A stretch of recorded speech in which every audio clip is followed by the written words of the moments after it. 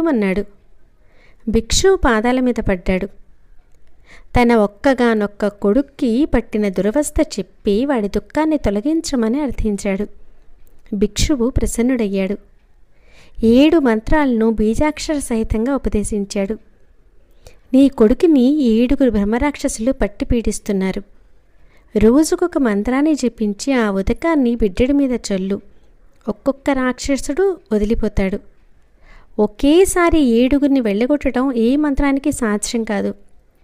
అదీగాక ఒక మూఢుణ్ణి విద్వాంసుని చెయ్యాలంటే అన్ని శాస్త్రాలు ఒకేసారి నేర్పుతామా?